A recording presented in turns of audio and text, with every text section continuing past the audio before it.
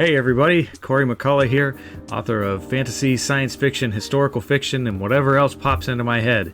Whenever people ask me where I get my ideas, I always tell them, ideas aren't the problem. The problem is that I'm going to run out of time before I run out of ideas. Today, I'm going to be doing some work where I'm reviewing audiobook files for my historical fiction novel, Rust on the Allegheny. It's a story of a family saga that takes place in a small town in western Pennsylvania in a valley that changed the world. And if you've been following along with my previous videos, you'll know that what I'm doing is listening to the audiobook files that have been provided to me by the voiceover artist. His name is Michael Beckett, and he is awesome. And we're up to chapter 32 of the book. Now, if you want to listen to the previous videos to catch up to where we're at, I started midway through the book, and I'm thinking I should go back to the very first chapter and record my work sessions there. It didn't occur to me to start recording this process until I was like halfway through the book. So these are the upcoming chapters I'm about to review. These are probably my two favorite chapters in the entire book. And I'm really looking forward to hearing how Michael has interpreted my work and the way that he does some of the lines and the delivery. This could be very interesting because, spoiler alert, there's some scat singing that goes on in these chapters. And, I mean, I'm just pumped to get to that portion. Let's just jump right into it. I'm going to switch over to my writing screen here, get my headphones on. Make sure I've got the most important part, cup of coffee, and here we go. Chapter 32, Laytonia City, Pennsylvania, July 1939. Not for the first time since this escapade had begun, Nat neither knew nor cared if Dick or Art were following behind him. I probably should have given just a little bit of brief recap before we get in here, but Nat McCulloch, he's a 10-year-old in the 1930s, and he's trying to sneak into the local theater to see his favorite musician, a legendary jazz musician named Gideon Rust, live and in person. It's his birthday. You know, his family could never afford tickets because they're very poor, and so he and his friends are trying to sneak in to see him, and they manage to get into the theater, and now they've snuck into the projector room of this theater that it was a movie theater, but also has a stage for live performances. And so it's been hinted at throughout this book that this thing happened where Nat snuck into the theater, but we've never really known whether it was true, whether he actually saw Gideon Rust on stage. So now we get to actually see what happens in person. He floated into the projector room, thunderstruck by the volume of the crowd in the theater auditorium somewhere below. What had before been no louder than a distant murmur now sounded like it was right in the room with them, because in a way, it was. The projector room was jam-packed with stacked film reels and tools and objects of which Nat had no knowledge. The far side of the room ended in what appeared to be a small set of stairs that extended upward, high enough that it almost would have reached the next story of the building. There sat a great big movie projector, looking like a cannon pointed out through an open square, cut into the far wall. Only now did Nat hazard a glance back. Dick and Art wore dazed, disbelieving smiles, almost certain mirror images of the expression currently painted on his face. Art closed the door. Little inconsistency there. Michael said, almost certain mirror images of the expression currently painted on his face. The line is almost certainly mirror images of the expression currently painted on his face. So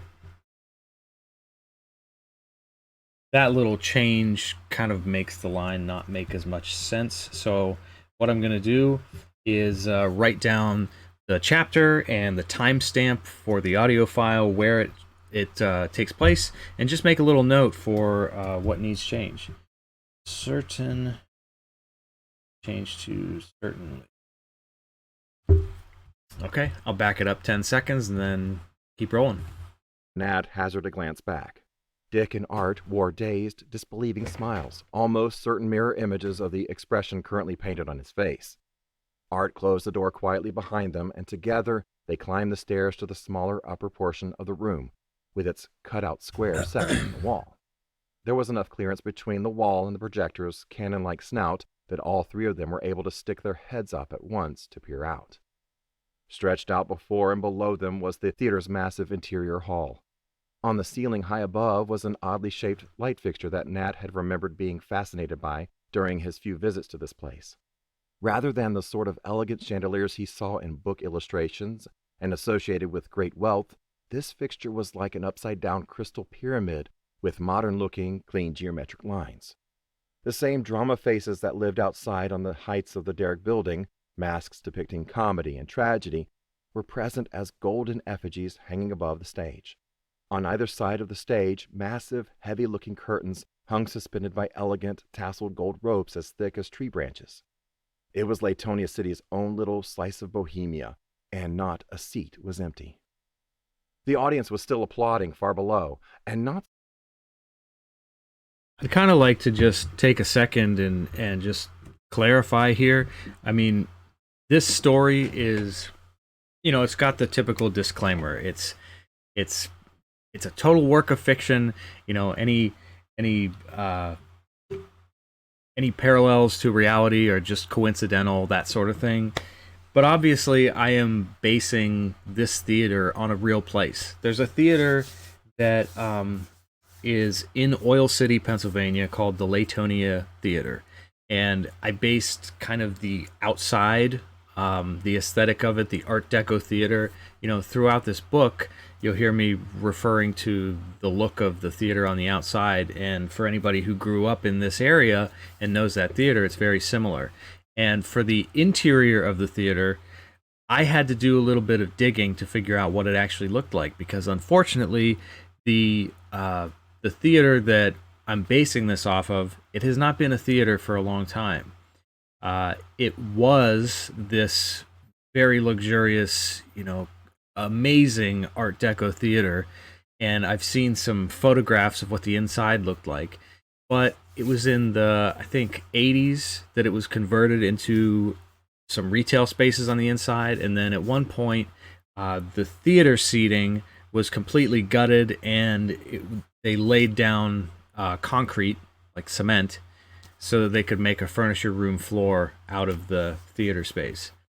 And from the photos that I've seen of the interior, like I said, I had to research this a bit. I had to talk to some people in the local area and ask what the inside was like.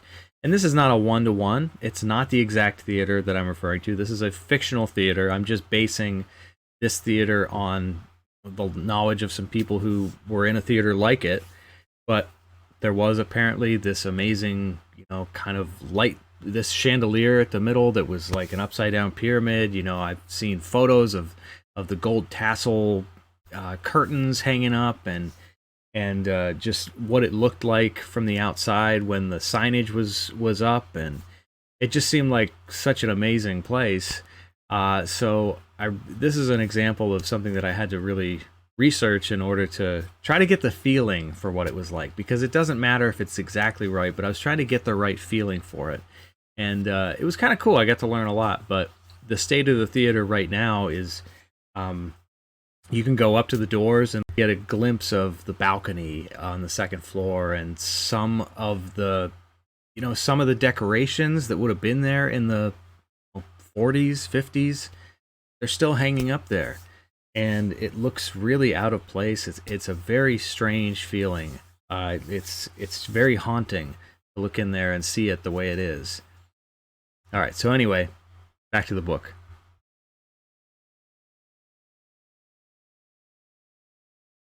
were present as golden effigies hanging above the stage. On either side of the stage, massive, heavy-looking curtains hung suspended by elegant, tasseled gold ropes as thick as tree branches. It was Latonia City's own little slice of Bohemia, and not a seat was empty. The audience was still applauding far below, and not so far below as well. The upper rows of seating, Nat was slightly alarmed to see, were startlingly close. Were one of the boys to have whispered, "Who was the first vice president?" one of the nearby theater-goers could have answered, "John Adams," as quick as you like. And if any of those theater-goers had happened to turn and look their way for whatever reason, the young intruders would have been spotted. But why would anyone look away from what was happening down there? There were 6 of them on stage, as Nat knew there always were. The black woman on the baby grand piano wore a black dress, while the men were all dressed in all-white suits with black ties. A round-waisted, light-skinned black man stood supporting an upright bass. Behind him, an Italian-looking guy with a pencil-thin mustache sat at a 5-piece drum kit. There was a freckle-faced, almost certainly Irish fellow on clarinet, a black man with pomaded hair on trombone, and a bald-headed, reed-thin black man with a small guitar. And, standing at the center of them all, was a dark-skinned black man, overweight but not fat, tall but not towering. His hair was thin, but he was not entirely bald. He held a trumpet in one hand and a white handkerchief in the other. His name was Gideon Rust. As the applause rolled on for a moment longer, Gid looked out at the seats with a layer of sweat shining on his face. He raised his handkerchief toward the crowd and fluttered it back and forth as if waving a white flag in surrender, then laughed and beamed at them. By all appearances, he was having the most fun of anyone in the room. When Gid finally convinced the audience to cease their applause, Gid's Hot Six began to play. The pianist's hands began to move, and her feet bounced up and down the pedals. Then the trombone, the bass, and the guitar came in together, followed closely by the drum kit and the clarinet. Even before Rust had played a single note, Nat recognized the tune from the 100 or more times he had sampled it in the listening booth up at Pastel's. The rest of the crowd picked up on the melody at the same time he did, and a cheer went up. On stage, Gid laughed at the reaction and favored the room with a smile, then wiped his upper lip with the handkerchief and raised his trumpet to play. He started with a run of notes, clear and piercing and crisp as an October apple. He played the melody for a bar. Then he lowered his instrument, wiped his upper lip again, stepped up to the microphone, and sang in that booming, raspy, inimitable voice. "Now when the saints, the rest of the band called out. Go marching in, go marching in. Now when the saints go marching in, go marching in. Oh yes, I want to be in that number. Yeah, when the saints go marching in, marching in." By now the audience was clapping along with the snare hits, and Nat was certain that he could not possibly be where he was at this moment, seeing what he was seeing, hearing what he was hearing. After another time through the verse, Gid stepped back from the can to allow the clarinet to take a solo. By the time the next verse came in, the audience had joined in the call and response. "Now when the band," sang Rust. "When the band," the audience shouted. "They began to play, began to play. Now when the band begins to play, begins to play. Oh, how I want to be in the number when that band." Here the whole band cut out as Gid snapped, "Ba-dee-ba-dip-a-rizop, tid-ziz-a-raz." The band came back in all at once, louder than ever, with growing encouragements from Gid, barely able to be heard over the commotion. "Come on now, cats, get that band a-playin'. I believe this derrick struck oil." Gid the Great raised his horn to his lips again, and what followed was a run of notes that defied everything Nat had, up until that point, understood to be possible from a small brass horn. In the next minute, he counted 20 high C's in a row. It was beautiful. He was beautiful. And everything was beautiful. And it would remain so until 3 songs later, when Nat, Dick, and Art were spotted. Oh man, that was awesome. I love it. I was looking forward to that. That's not the last of the scat singing, by the way. There's more coming. But I was really looking forward to hearing that. And I found when I was writing this that one of the most difficult things to try to describe, which I had never had to do in any of the projects I've ever done before, it's really kind of difficult to describe music. You know, the way that, not just the way that music sounds, but the way that music kind of makes you feel. And so that was a new challenge for me to try to figure out what details to include. And to do this, you know, obviously Gideon Rust is based on a real-life legendary jazz musician, and I don't think it's, you know, very difficult to figure out who I was referring to there. But to do this, I read a couple of books. I read a biography, and I watched just a bunch of live performances of this musician and his famous band that he toured with for a long time. And all of those individuals, I described them the way that they appeared on stage, and his performance, I was trying to kind of nail down. And obviously, Gideon Rust, he's a fictional person. It's a coincidental occurrence if you think that he's someone else that's in real life. You know, that's just not true. He's just a fictional person. But art imitates life, so he is definitely based on real life jazz musicians and real life jazz performances. And I don't know. I hope that I did some justice to just those performances. Are so cool. The ones I watched were just like it's amazing. And those early jazz performances too. It wasn't it wasn't the time when like bebop was big and like really kind of intricate instrumentals and going all over the place. It was really more. It was when jazz kind of was still dance music. Like jazz started as dance music and then ended up becoming more of a serious musical theory sort of art form, right? And that didn't happen until kind of like the 50s, I suppose. And so at this point, jazz was still more like dance music, and it was for a crowd. And so Gideon Rust is very much of the old school jazz performer who is there to put on a show. He's there to entertain. He's pulling funny faces. He's kind of like interacting with the crowd, trying to get a rise out of them. And the call and response was a big thing in some of those songs.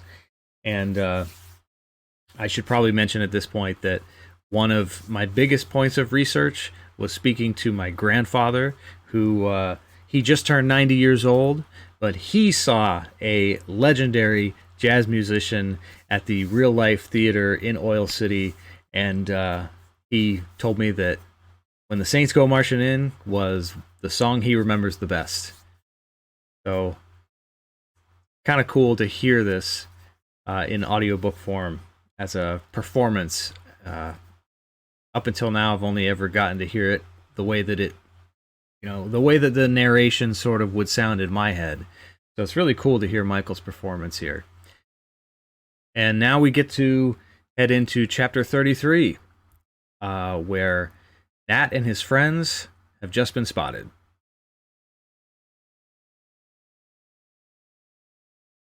Chapter 33.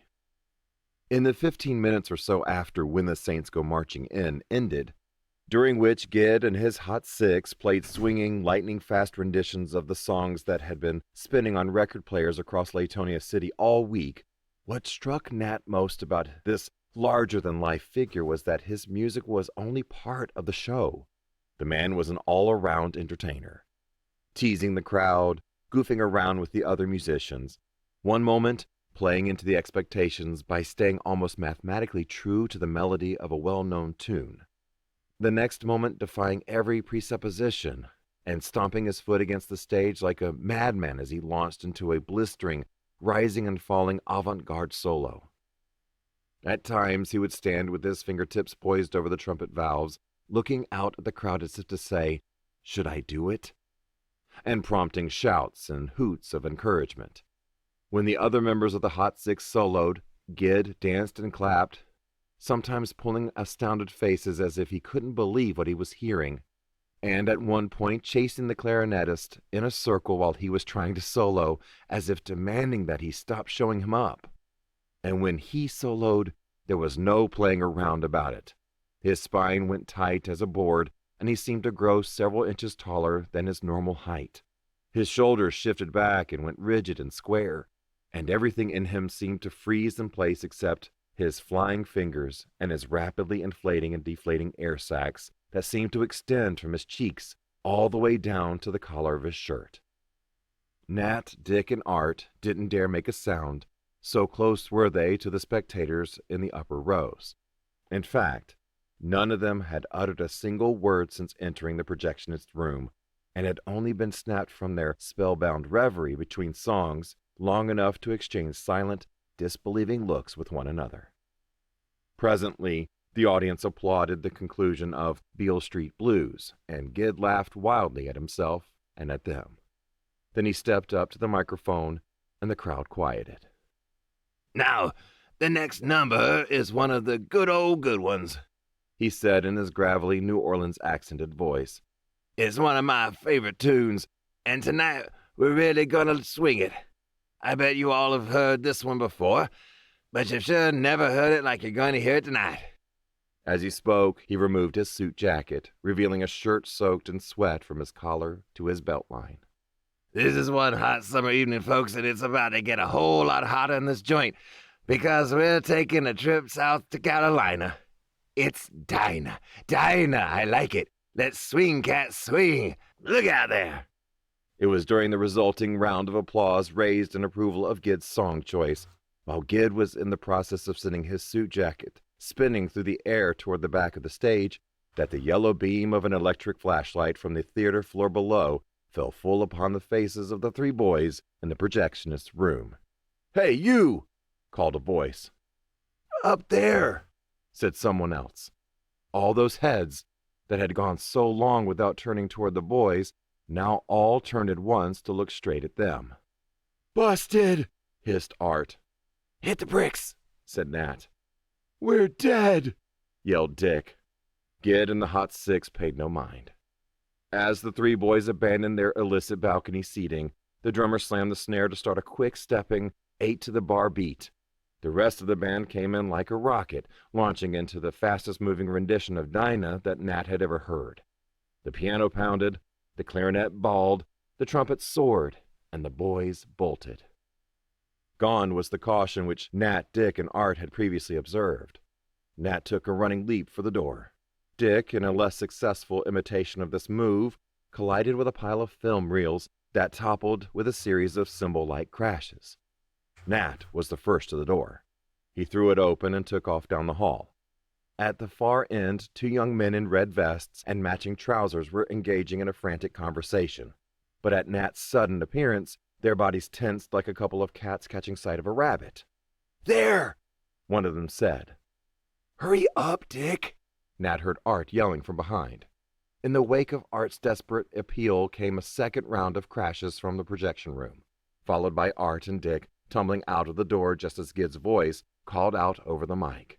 Ooh, Dinah, anyone finer in the state of Carolina. If there is and you know her, show her to me. It was a race for the exit. The second door on the right, Nat reminded himself, between three boys and the two young men in vests. And Nat was faster. He flung the door open, waited long enough for Dick and Art to pass through, and then jumped into the room just before his pursuers were within arm's reach of the knob. He threw the deadbolt with not a snare beat to spare. The knob giggled back and forth, and the door jumped on its hinges. Open up! Oh no! Oh, just found an awful typo. Wow! How has that gotten through so far? The knob giggled back and forth? Oh man, that's rough.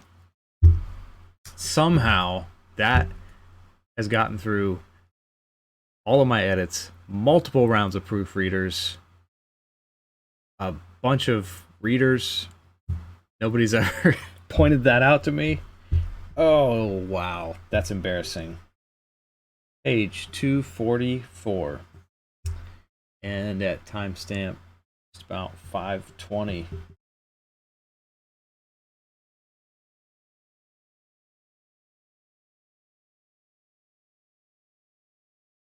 Wow, okay. So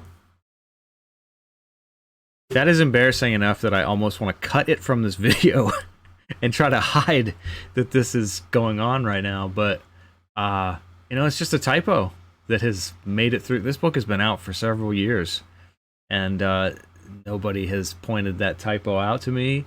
Like I said, it got through multiple rounds of edits and proofreads through a whole team of people.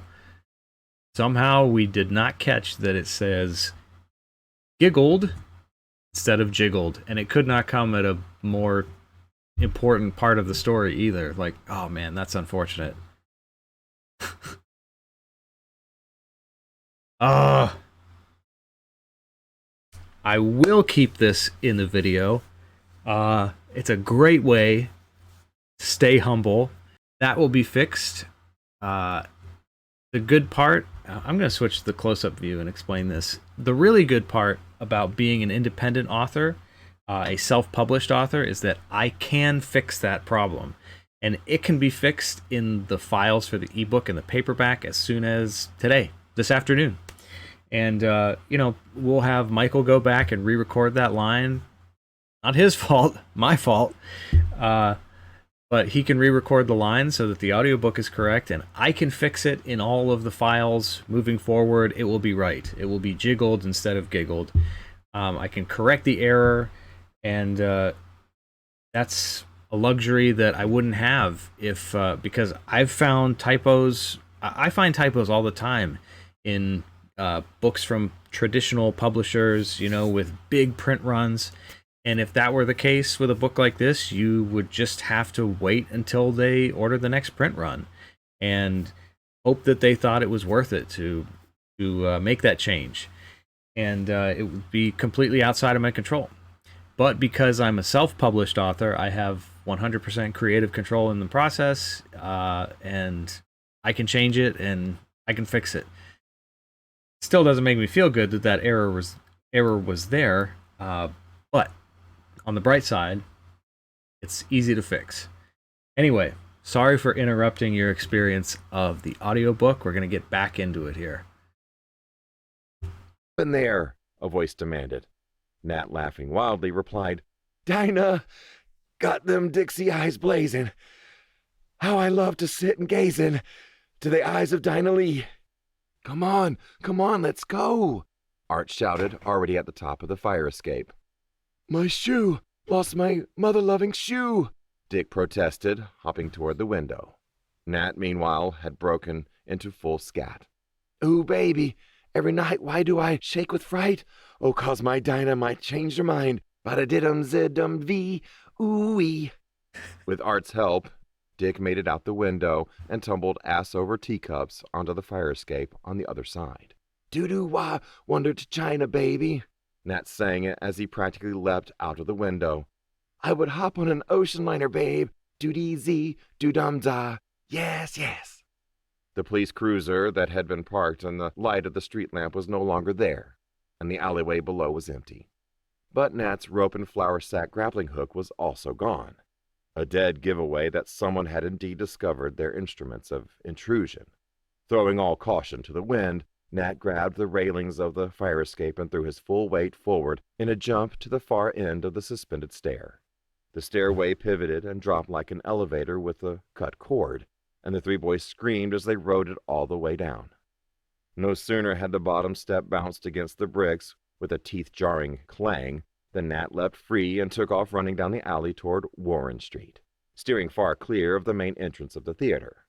With any luck, they would be across the bridge before any ushers, police officers, or deputized marshals, conscripted in stalwart defense of justice against concert crashers, even made it around to the alley. "Oh, Dinah," Nat intoned to all of Latonia City beneath the sky of July stars. "Anyone finer?"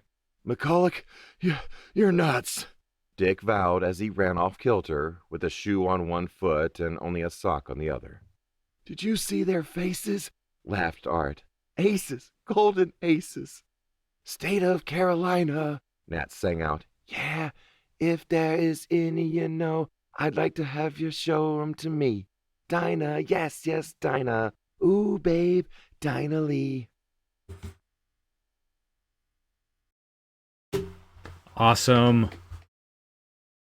Yeah, that's probably my favorite chapter in the book. Them making their escape, and obviously trying to translate something that is, in my mind, I pictured it's a very cinematic sort of chase scene with them running out and him singing and the actual band playing in the background with snare beats going as they're running. This is a very cinematic sort of scene that I pictured and heard, and I could see it exactly going, and I could just picture it exactly the way that it would go through. And I am listening right now to an audiobook that is talking about the creative process, and there's this really cool quote in it that I don't have it off the top of my head. I'd have to go look it up. But basically the gist of it is any work of art is a translation of something that is in your head. It's never going to be a one-to-one. You know, you can't capture it exactly the way that it is for you. You can only try to translate it, and then what the viewer or the reader or the listener or whatever, what they then get out of your translation in their mind is going to be something totally different. You know, that's just part of the process. That's part of creativity. You know, you don't get to impose on the audience what their experience of your creative thought is. You just have to try to translate your idea as best you can. It's always going to be, you know, I'm never going to get 100% of what this idea that I have in my mind, I'm never going to get it 100% the way that I see it or hear it or picture it or whatever. I might get like 75%. And the more skilled you get at your art form, you might be able to get, you know, 80% or 90%, or at least you're happy with it. You feel that you're that close to getting what you actually have in your head. But again, you can't impose on the audience the way that they then experience it. So it's kind of cool to see this scene that so far has only existed in my head and on the page, and see the audiobook narrator's interpretation of it, and hear the inflection the way that he heard it and read it, and as opposed to the way that I heard it. And people who read it for themselves in the paperback, they're going to have a different experience as well. But that's where I'm going to wrap up today with the audiobook review process. Again, this has been from Rust on the Allegheny. It was the winner of the Independent Publishers Awards for Best Regional Fiction. It won a bronze medal in that category the year that it came out. And yeah, it's just a story about a family and multiple generations, and kind of the different stories that went on through these multiple generations and how they all connect at the end.